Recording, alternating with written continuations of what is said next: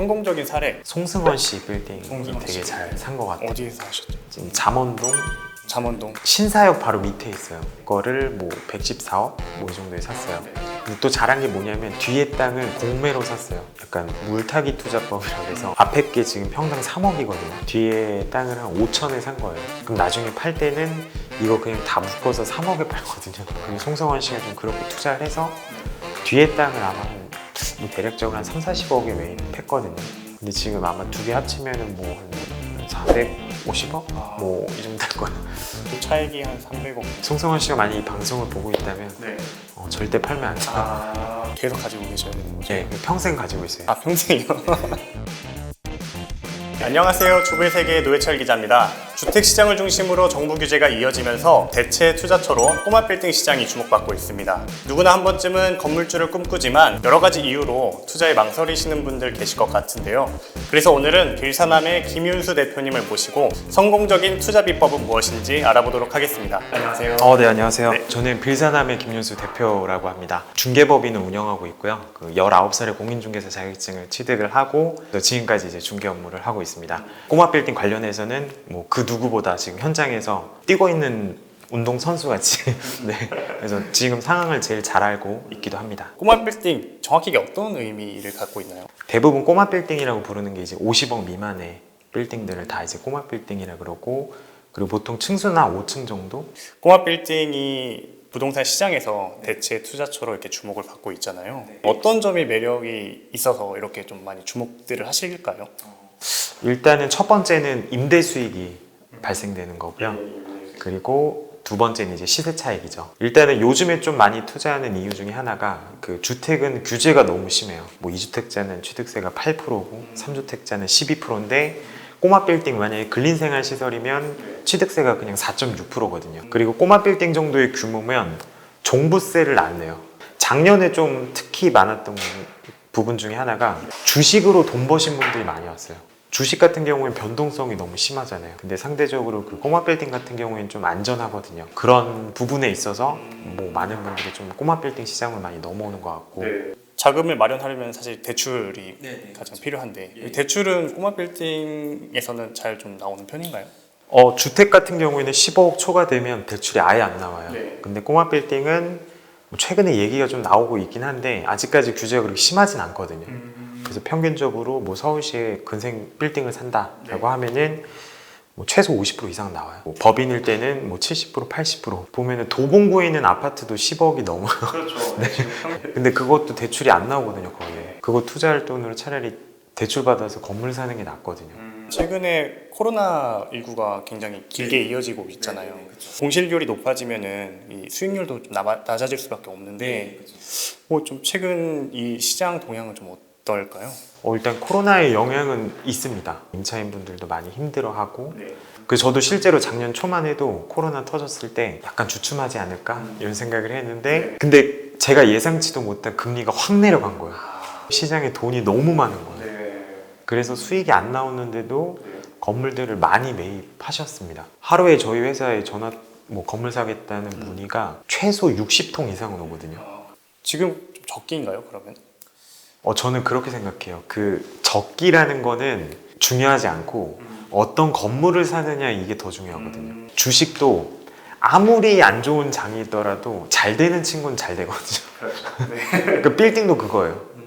빌딩도 아무리 뭐 시장이 안 좋아도 잘 되는 친구는 잘 되거든요. 그래서 저는 뭐 시기의 문제가 아니라 어떤 건물을 사고 어떤 건물을 만드는지가 더 중요한 것 같습니다. 앞으로 올해 뭐 이 꼬마 빌딩 시장을 좀 전망해 보신다고 하면은 좀 어떨까요? 일단은 올해 얘기가 많이 나오는 상업용 부동산 대출 규제를 할 수도 있거든요. 어찌됐든 LH 사태도 터졌고 아마도 제가 뭐 작년보다는 그래도 거래량이 좀 줄어들지 않을까. 근데 이런 주요 지역에 있는 빌딩들은 거래가 그래도 계속 될 거라고 보거든요. 저는 직접 고객을 만나는 사람이잖아요. 현금 있는 분들이 엄청 많아요. 현타라 그러죠. 현타가 많아요. 돈 있는 사람이 너무 많아요. 근데 이 사람들이 아마 건물 산다 그러면 다 이제 주요 지역에 살려고 그러겠죠. 꼬마 빌딩 투자에 대해서 좀 더 본격적으로 얘기를 나눠보려고 하는데요. 빌딩을 매입할 때 반드시 좀 이 부분은 좀 챙겼으면 좋겠다. 보시기에 뭐 어떤 게 있을까요? 매입 주체가 중요한 것 같아요. 뭐 개인으로 살지 법인으로 살지. 그래서 이거에 따라 세율이 좀 달라지기 때문에 초반에 좀 이런 세팅을 잘 하고 건물을 찾아야 될 것 같고, 당장 수익이 중요하지 않다라고 생각하거든요. 저는 그 3% 4% 때문에 막 외곽에 투자하시는 분들도 많아요. 근데 그게 아니라 지금 수익이 안 나와도 뭔가 개선했을 때 좋을 만한 건물, 지금 시장에는 이런 깔끔한 건물들이 없어요. 생각보다 요즘 트렌드에 안 맞는 건물들이 되게 많아요. 그런 건물을 피해야 된다라는 말씀이신 거잖아요. 피하는 게 아니라 그런 건물을 싸게 사서 내가 요즘 스타일 건물로 만들면 됩니다. 그러면 수요는 많아요. 근데 아까 이제 또 주요 지역이라고 말씀을 하셔서요. 주요 지역이라고 하면은 구체적으로 뭐 어떤 지역을 좀 말씀하시나요? 거래가 제일 많이 되는 지역이죠. 그러니까 언제든지 시장에 내놨을 때 팔릴 만한 건물을 사야 되는데, 뭐 예를 들면 뭐 강남구라든지 뭐 서초구, 송파구, 용산, 한남동, 뭐 성수동, 뭐 홍대, 뭐 이런데 상권이 좋으려면 일단 20, 30대들이 좀 많아야 돼요. 특히 여성분들이 좀 많아야 되고, 여성분들이 많으면 당연히 남성분들이 가는 거고. 그리고 저는 또 말씀드리고 싶은 게 동이 되게 중요해요. 동. 네, 그 동의 이름. 나 한남동에 있어. 나 청담동에 있어. 친구들한테 말할 때. 그리고 저는 회사를 운영하는 사람이잖아요. 근데 고객분들이 많이 오신다고 해도 강남구 청담동에 있어요. 이거 약간 청담동이 뭔가 더 성공한 회사 같은 느낌이잖아요. 네, 맞아요. 그러니까 이제 여심을 노려라, 그리고 그 동 이름도 굉장히 중요하다. 네, 이런 말씀을 해주신 것 같습니다. 투자를 할 때 이게 투자에 적합한 꼬마 빌딩이다, 뭐 이렇게 빌딩 정말 좋은 빌딩이다, 이렇게 볼 수 있을 만한 요인 요소들이 있다면 어떤 게 있을지 설명 좀 부탁드릴게요. 수익률은 일단 버려요. 수익률은 중요한 게 아니에요.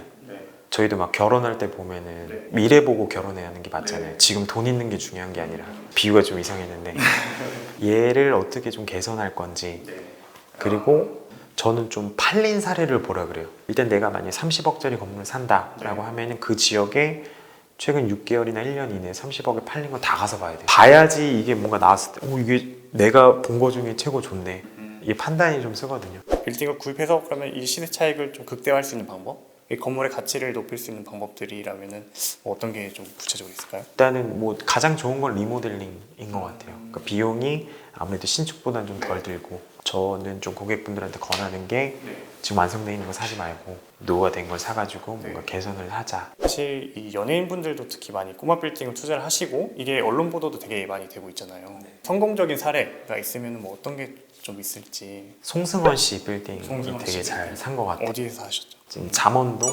잠원동 최근에 사셨나요? 아니 오래됐죠. 2006년도 뭐 이때 사가지고 신사역 바로 밑에 있어요. 그거를 뭐 114억 뭐 이 정도에 샀어요. 근데 또 잘한 게 뭐냐면 뒤에 땅을 공매로 샀어요. 그게 흔히 말하는 이제 약간 물타기 투자법이라 그래서 앞에 게 지금 평당 3억이거든요. 뒤에 땅을 한 5천에 산 거예요. 그럼 나중에 팔 때는 이거 그냥 다 묶어서 3억에 팔거든요. 이 대로변에 있는 사람들은 무조건 뒤에 땅을 사면 이득인 거예요, 싸게. 그럼 대로변 가격에 다 같이 받을 수 있으니까. 그래서 송성환 씨가 좀 그렇게 투자를 해서 뒤에 땅을 아마 뭐 대략적으로 한 3, 40억에 매입했거든요. 근데 지금 아마 두 개 합치면은 뭐 한 450억? 뭐 이 정도 될 거예요. 구입 당시에 그러니까 이제 건물이 140억이었고 110억대, 110억. 110억대 정도 됐고, 이제 그 뒤에 있는 땅은 한 30억. 네, 3, 40억에 샀어요. 또. 그러니까 한 50억 정도 됐던 거죠. 그때 당시에는. 근데 지금은 이제 450억까지 될 것 같아요. 지금. 차익이 한 300억 정도 되는 거네요. 그죠. 거긴 절대 팔면 안 돼요. 계속 가지고 계셔야 되는 거죠. 네, 그냥 평생 가지고 있어요. 아, 평생이요? 송성환 씨가 만약 이 방송을 보고 있다면 네. 절대 팔면 안 돼요. 이제 좀 실패 사례를 얘기를 해야 할 것 같아요. 실패 사례를 보시면서 좀 주의를 하셨으면 좋을 것 같거든요. 땅 용도 같은 경우에는 토지 이용 계획이라는 서류를 떼서 봐야 돼요. 그럼 나중에 이제 건물을 올릴 수 있는지 없는지 이런 것들이 나와요. 그래서 그런 것들을 안 보고 사신 분들이 많아요. 나중에 뭐 지을 수 없는 땅이라든지 공동개발로 묶여 있다든지 뭐 주변에 이제 뭐 지구단위 계획 때문에 개발을 못 한다든지 뭐 이런 경우가 많거든요. 그리고 임대 수익률 가지고 되게 좀 외곽으로 투자하시는 분들이 많거든요. 임대 수익률이 높으니까. 네네. 뭐 예를 들어서 서울이 3, 4%밖에 안 나오니까 경기도 외지역으로 간단 말이에요. 그럼 일단 1차적으로 뭐가 문제냐면 일단 관리가 어려워요. 내가 거기를 어떻게 가요? 그렇죠. 그리고 그 외곽 같은 경우에는 이게 시세 차익이 많진 않아요. 근데 이제 대표님, 오늘 저는 이제 그 빌사남 사무실 계신 이 빌딩을 찾았는데, 이 혹시 이 건물도 뭐 대표님이 구입하신 건물인가요? 아니 이거는 제가 구매할 수가 없고요. 제가 아직 그 정도 여력은 안 돼서 이거는 캐시가 부족해서. 우리 마지막으로 이제 투자 고민하시는 분들한테 정말 좀 말씀을 부탁드리겠습니다. 일단 마지막으로 좀 말씀드리면 이 꼬마 빌딩이 아무래도 되게 생소하고 네. 내가 과연 꼬마 빌딩 건물주가 될 수 있을까 이런 생각들을 많이 하시는데 네. 생각보다 그렇게 장벽이 높지 않고 그리고 저는 투자 상품으로 되게 괜찮다고 봐요. 저는 포트폴리오 안에 이 꼬마 빌딩이 하나쯤은 있었으면 좋겠어요. 지금부터라도 조금 관심을 갖고 하신다면은 네. 충분히 저는 꼬마 빌딩 건물주가 될 수 있을 것 같습니다. 네. 오늘은 빌사남 김윤수 대표님과 얘기를 나눠봤는데요. 네, 오늘 대표님께서 전해주신 다양한 이야기뿐만 아니라 또 전문가와의 상담을 통해서 각자 상황에 맞는 투자 전략을 찾으시면 좋을 것 같습니다.